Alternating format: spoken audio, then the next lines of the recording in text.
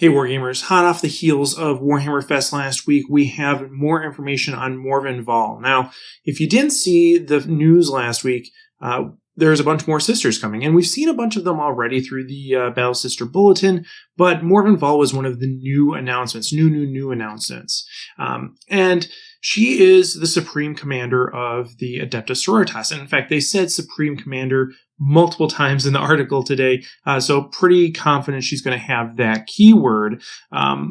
And we'll talk more about that in a moment. But she's in kind of this upgraded Paragon Warsuit, which we had seen before, but hers is special. Hers is the best of the best. And it looks much cooler, in my opinion, as well. But I've been working on my sisters for the past couple months here, and I am just really amped for this model to be on the tabletop. I know I say that a lot, but I mean it.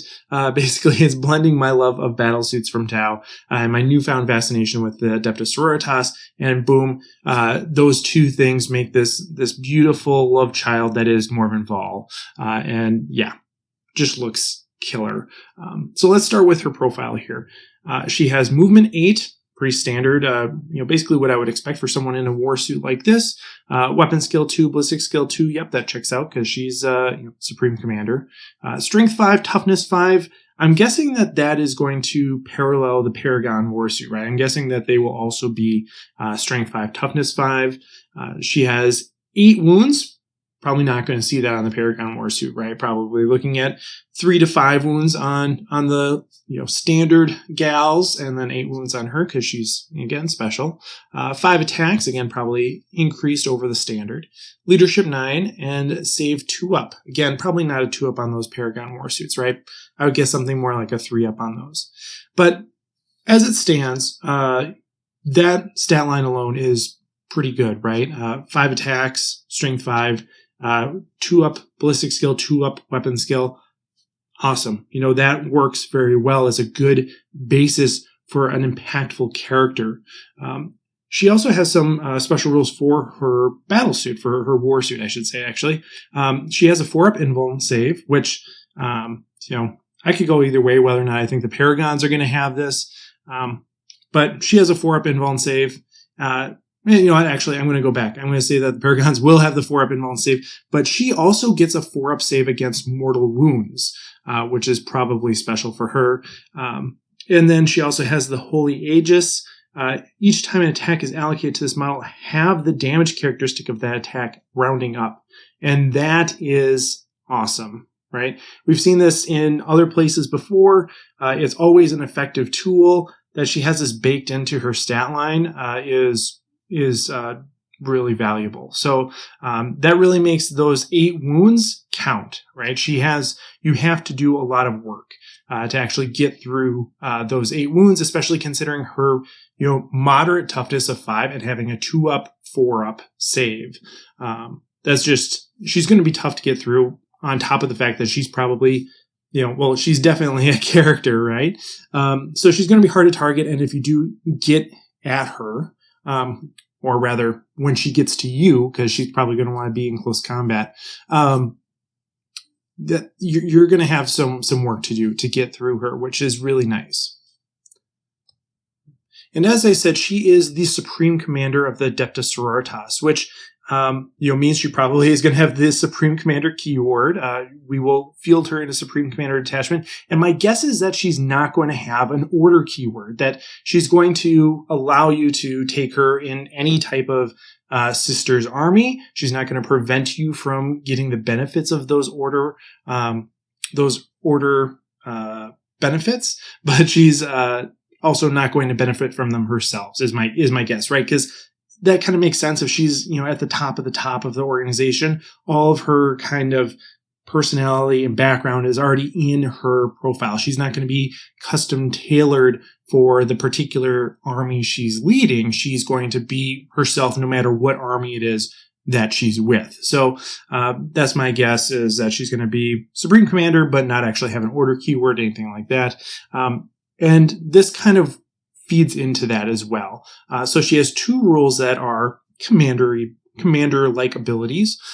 So she has the Abyss Sanctorum aura, which allows her to basically buff any Adepta Sororitas core unit within 6 inches by allowing them to reroll hit rolls of 1 and wound rolls of 1.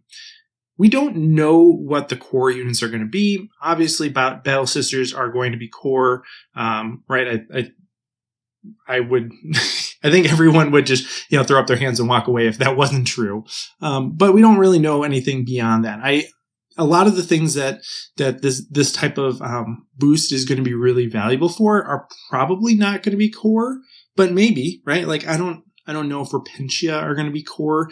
You'd love to see some of these things really apply to those really high output units like Repentia, or like Retributors maybe would be core. I don't know. Obviously. But yeah. So we have to find out what core is. But nonetheless, even if it is just Battle Sisters, that's a solid aura, right? That's a good aura. And then Commander of the Adepta Sororitas is a better version of that.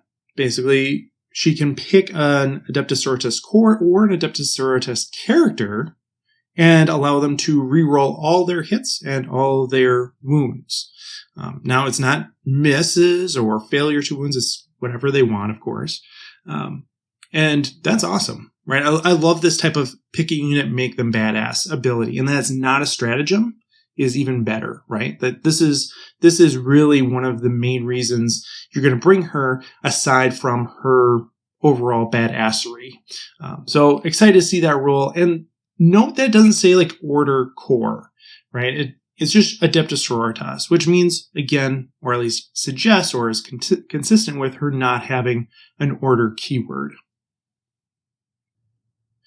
And then, of course, she has her own weapons, right? She is her own army. She has her own abilities to do stuff in the absence of anyone else around her. So she has this Lance of Illumination is her really awesome spear that she's holding out there. And so each time you make an attack, you get to choose the weapon profile that you're using. She has the Sweeping Blow, which is Strength User, -2 AP, 1 damage. But every time you make an attack with this, it's actually 2 attacks instead of 1. So her 5 attacks become 10, and -2 AP and 1 damage. This is going to clear through a lot of those infantry very quickly.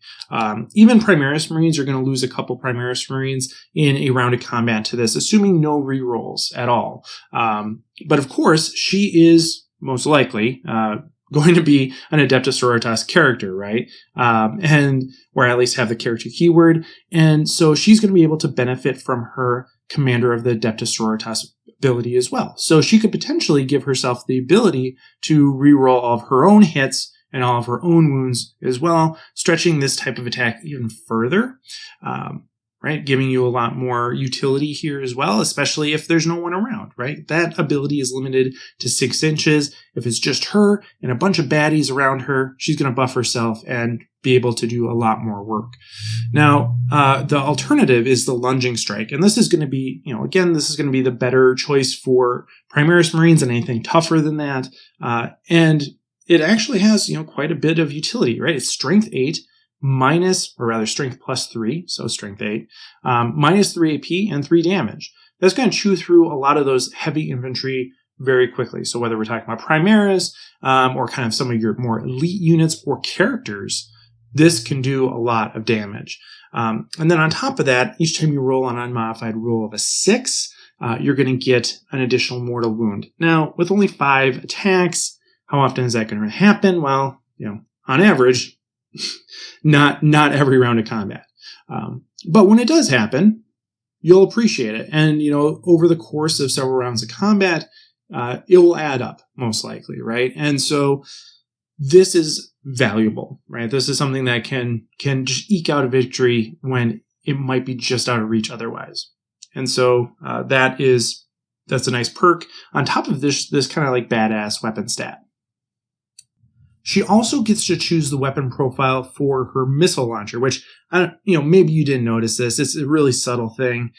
She has missiles on, her shoulders, right? And, these are the Paragon missile launcher. And so you can either pick the Sanctorum missiles or the Prioris missiles. The Sanctorum missiles, are heavy 2d6, strength 4, 0 AP, 1 damage. Again, this is kind of just like a extra, a peppering of damage for those light infantry. Maybe there's a Scarab Swarm or some Rippers over there that you need to finish off. This will be your tool for doing that. Right? The Prioris missiles are heavy 2, strength 8, minus 2 AP, D6 damage. Oof. Those are spicy missiles right there. You get 2, right? But it's a heavy 2 weapon, but still, that's a nice punch that she can deliver just with that.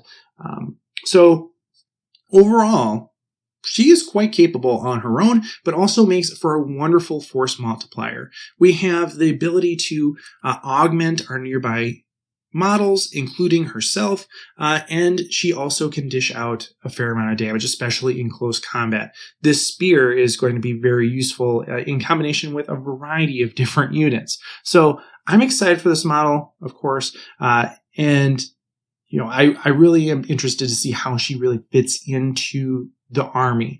What is her price going to be, right? Is she going to be overcosted, undercosted? We will have to wait to find out. Of course, all of these wonderful bells and whistles are not very useful if she's going to cost 500 points, right?